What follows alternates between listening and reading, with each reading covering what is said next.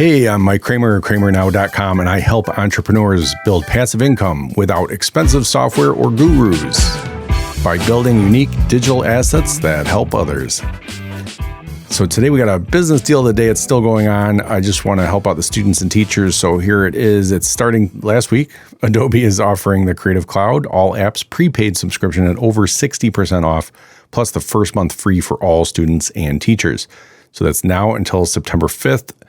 And I use Adobe Creative Cloud, and it includes Photoshop, Premiere, Illustrator, like a gazillion programs. There is one also for just photo, if you just want to do Lightshop and Photoshop, or Lightroom, sorry, in Photoshop. But you can get all of them in the whole suite, a bunch of programs you probably will never even use, but it's a bunch of stuff that's extremely useful if you're a content creator.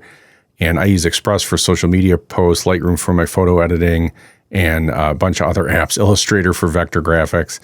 It's fantastic. So today's deep dive is using what I call the matrix method to lead and teach others. So that's something that I think I don't know, I guess I coined is the matrix method. There's probably some similar concept out there like it. Quick intro on the topic. Leaders must learn what their followers need to hear in order to motivate them. One-size-fits-all leadership is not effective because people are different and need different things to succeed. Leaders must take the time to get to know their followers and find out what makes them tick. They must also be willing to change their message depending on who they're speaking to. Some people need a tough love approach, while others may need more encouragement. The key is to figure out what works best for each individual and use it to motivate them. So that description was actually written by an AI, artificial intelligence computer named Jasper. So wow, thanks Jasper. If you're not using Jasper AI to help write your copy, your headlines, your blog posts, or even YouTube scripts, you have to check it out and you'll start spitting out content like a machine. So Jasper AI, formerly known as Jarvis, it's the future of writing. Never have writer's block again. So special offer for my friends and followers. You'll get 10,000 bonus credits when you sign up with my link. I'll put it in the description below. So yeah, I'm a big believer in this type of teaching and leadership. It doesn't mean generic forms of motivation and leadership don't work. It just means that personalized is better and can reach all people differently. Or I should say each person differently. So the story about Neo and the Oracle, it's from the movie The Matrix, and it was a trilogy, right? So the second movie for The Matrix, it was supposed to just be two. And the second one was so long that they split it into the movies that we know as number 2 and number 3. But that was originally just one like crazy long movie. So, so there was originally 1 and 2. So in the second movie, like no matter how you look at it, I believe is when the Oracle told Neo that he was not the one. She first told him that he was, and then he kind of called her out on it. Like, I thought you said I was the one. And she goes, well, that's what you needed to hear at the time. And I always remember that because I just thought that was not only, a pivotal point in the movie, like, oh crap, we all thought he was the one, what's going on? But just what that meant for, like leadership and things like that. And just thinking about, was that the right thing to do or was that mean? I just started thinking a million things about that. So it reminds me of when I was in tennis in high school. So I played, as like a second doubles player at best. I tried, I enjoyed it, but I was never as good as, some of the top guys there that played what they called first singles. So if you're not familiar with tennis, there's like, you could either have singles, one-on-one matches, or you'd have doubles, which is, 2-on-2. So I was, and then first, second, they might have had a third string, was kind of the level you were at. If you were first singles, they put the best guys there typically. Also first doubles, really good guys. And then, so my coach was, I was sitting there waiting. I had played one of my games and I don't remember if I won or lost the first one. And I was just kind of waiting around. And then the coach came up to me and said, hey, I need you to play a first singles game. And I was like, what are you talking about? I'm not first singles. Like, that's crazy. I can't handle that. I'll lose, forget it. And he's like, no, I've been watching the guy. This is what the coach told me. He goes, I've been watching that kid. He said he was tired. He's not into it, and that I could definitely beat him. So I have no idea to this day if the coach was being honest with me or not, but I believed him, and it's exactly what I needed to hear, and I ended up winning that match. So I went in there just believing my coach and thinking, and maybe he was being honest, but either way, it's exactly what I needed to hear. So I don't know if it matters if he kind of made some of that up or elaborated, because as a coach, I mean, that's what you need to do. He's looking at me thinking, okay, this guy doesn't believe in himself. This kid, this teenager, that was me. So the coach was like, what do I need to tell this guy to make him believe that he can win? And that's really the coach's job, and I think it was great that he did it. So it's, some people might think it's deceptive or something, but I really believe in that, like telling people what they need to hear, because we all have our self-limiting beliefs and other people see the potential in us. We're really all limitless, just like that other movie. I love movies, by the way, if you can't tell. And limitless, that's really how we all are. So aside from the crash and burn and the drug addictions. So our marching band director, speaking of high school, our marching band director taught us the pursuit of excellence. He was a big fan of Vince Lombardi, the coach for the Green Bay Packers back in the day, and took the team that was like one of the, I think, the most losing teams in the NFL and brought them to one of the most winning teams in the NFL. And it was the same people. It wasn't like he got, replaced them all. So read up about that guy. It's fascinating. He's got a lot of great quotes and a lot of inspirational types of speeches and things like that. So I didn't know, when our marching band director would talk about excellence all the time, I didn't even know really what it meant. I mean, I've heard the word. I knew it meant, greatness and all this, but I didn't really understand it, right? I was in high school, and our director didn't care if we won or lost the tournament. He only cared if we did our best.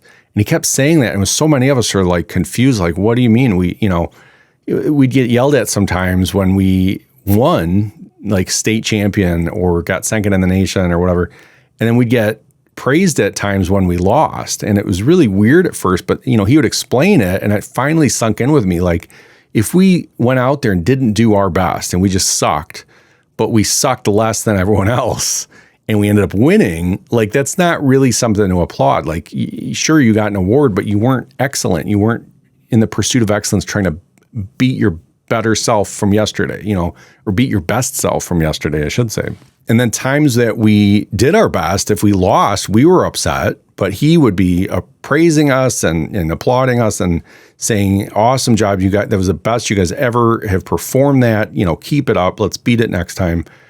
And it made us feel better, of course, because now we lost and then he was happy, but it sometimes turned into this game almost where we didn't know how we felt, because when you're in an ensemble of like 150 odd people or whatever it was, you might know how you did and the people around you, but you didn't really get to see how the other 145 people did out there. So we don't know. So here you are going, and you meet your friends and you're walking up to hear what he says afterwards, and to find out if we did good or bad as an ensemble. And our friends would be like, oh, that sucked. Or, one would say, oh, that was awesome. And the other would say, oh, that sucked. And we're like, oh boy, what's he going to say? So it was just kind of funny, but it was a good lesson in the pursuit of excellence. And I always remember that and try to live up to that to this day, where, I want to be better than I was yesterday. And it's that pursuit of excellence of trying to be great at something, regardless of if we won something or not. Alexa freaky thing just started spinning, so I don't know what it's doing. I just muted it, but it's still thinking things are freaky. I'll probably bust them all with a sledgehammer soon. All right. So one person may need to hear that they're too arrogant, and to tone it down perhaps. And another person may need to hear that they're awesome and they can beat that other tennis competitor, and that they should own it and be more confident. So I've seen it happen both ways in the workplace, where everybody hearing the same thing doesn't work. And, and sometimes it could work, right? Some generic stuff could work. And then where everyone hearing different things does work. I mean, as long as it's the right message still, that's of course important. So leaders should really be there to enable, empower, and encourage, not to discipline, punish or command. Leaders are not rulers, right? We're supposed to lead. So random thought of the day. This is a new addition. I don't know if I have a sound effect for this. Maybe some crickets, right? Random thought of the day.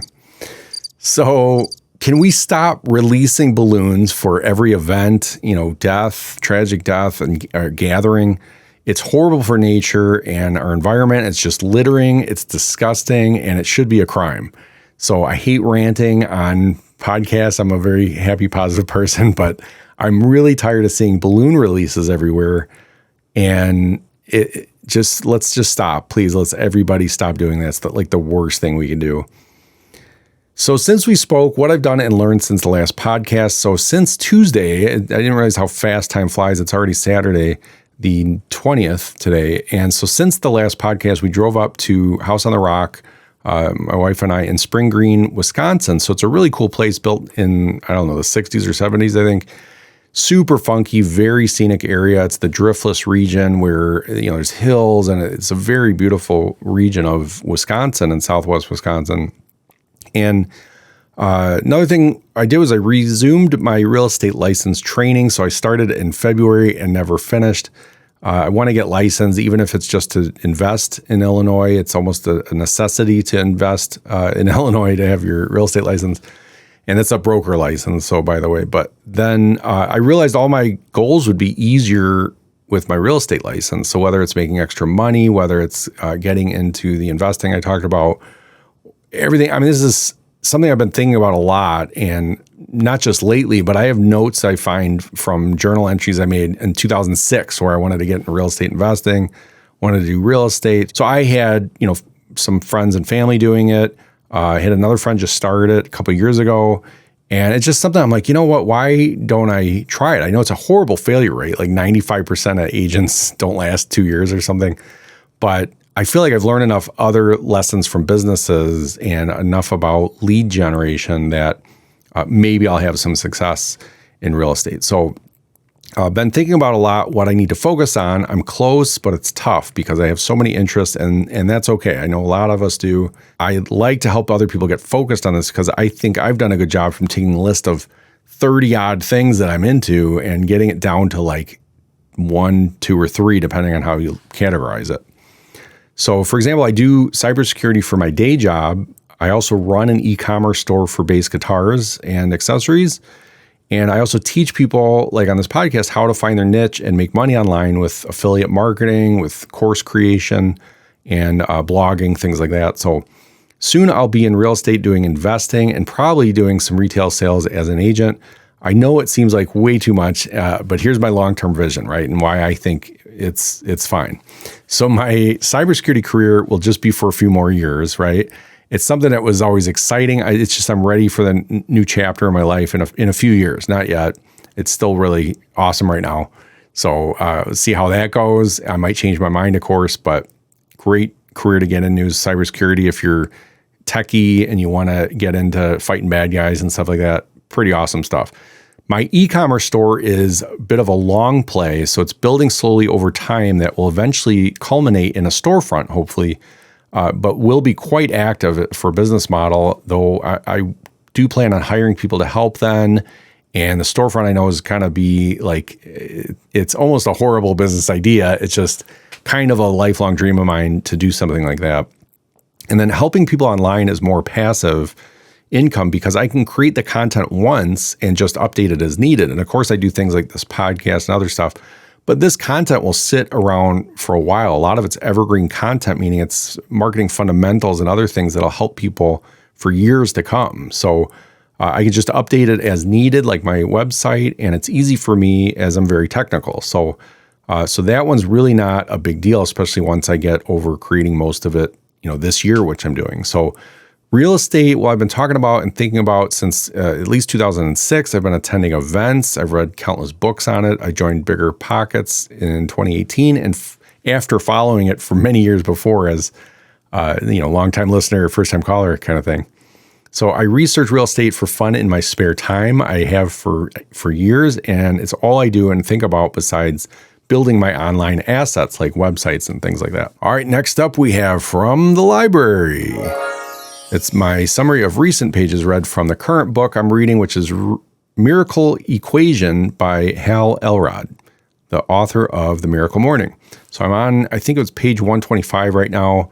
I did a few more pages just not long ago. I don't know if I noted the page number, but recently I found myself using some of the methods he teaches in the book, such as the phrase "can't change it." It's 3 words that he says are very powerful because if you're dwelling on something bad that happened or something that you wish had never happened, just say, can't change it and move on. Give it 5 minutes to punch a wall or a pillow or whatever, probably not a wall, and be mad about it for 5 minutes, set a timer. And when that timer goes off, just say, can't change it and move on, because it's a complete waste of energy, to continue raging about that. So near the end of the last few pages that I've read, I understood his overall message, but I'll be honest, some of it was not resonating with me. It started off strong. So it was talking about how if we write down our priorities in order in life, such as family, health, finances, etc., then our schedule should be reflecting that. And often it's not. So that's what he was talking about, is to look at your schedule, right? I totally agree with that. If you're like, an example is if your family is your number one priority, does your schedule and calendar reflect that? Are you spending 90% of your time then with your family? Usually 90% of your time is spent at work or doing something else. So then that makes that your real first priority, your job or your business. They're not in an alignment there. So he says that they should be in sync to be fulfilled, to have a fulfilled life. So then he goes on to say, though, that his family is by far number one priority to him, as it is for most of us. But his schedule doesn't reflect or didn't reflect that. So he rearranged his schedule. So he spends time with his family from 6 a.m. to like 8 a.m. or so. And then instead of working till 6 p.m., he said, you know what, I'll just stop at 2 p.m. so I could spend more time with my family as they get home and all that sort of thing. So does anyone else see a problem here? This is even after he admitted spending all of his time prioritizing his success and financial well-being to become a successful speaker and author and make a lot of money. So if we're not there yet, and 99% of us are not, none of us can just say, you know what, I'm going to spend 2 hours in the morning with my family, just work 8 a.m. till 2 p.m. And you know what, then I'll spend the rest of the day with my family. It sounds nice, but it's impossible unless we first prioritize success and providing for our families. No, but that's a good thing, right? So success and providing for our families so they don't have to ever worry about money. And then later, hopefully not too late, we can spend more time with our families. So there are two main theories on this. And this is not in the book. This is just, in my head.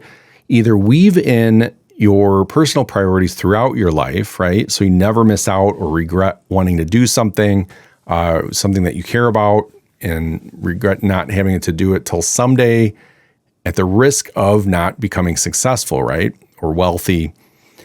Meaning people that spend their money, go on vacation, see their family all the time, don't work that hard because they're thinking, well, life's short. You never know when your last day is, which is true.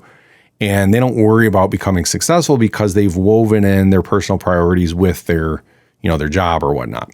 The other kind of main theory that I see on this is focusing first on becoming wealthy and becoming successful so that you can basically retire early and then spend all the time you want with your family. So which one is the right answer? Honestly, I don't know. I believe it has to do more with your personality type. Some people are driven to succeed and are very competitive, and they're going to that's just their nature. They're going to go at it. And then later when they're like 40, they're going to go, oh my gosh, my kids hate me. I better spend more time with my family. They may have some, whatever life event or something that makes them reprioritize things. Other people they like being more comfortable and only working the bare minimum to afford the things that they want in life. Now, if I could make a suggestion to my younger self, and this might be a clue at the answer, is whether you invest early or get into debt early in life, the results will be compounded many times over, amplifying your decision to either get into debt or invest early as either good or bad or somewhere in between. So you'll never have as much energy and time as when you're younger. So start striving to become successful very early. Hedge your bets, right? So meaning save and invest early, but also start a business or start climbing the corporate ladder early. That means give yourself a promotion and pay raise every few years if you don't get one from your employer by finding a new job and stuff like that.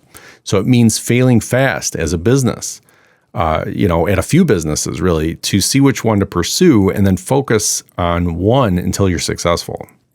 So I could talk all day about this, But I'd love to hear your thoughts, and just find me on YouTube or Instagram and let me know what you think in the comments. You can DM me if you prefer, or whatever. I just love to hear your thoughts on it. So next up, we have the time hack of the day. All right.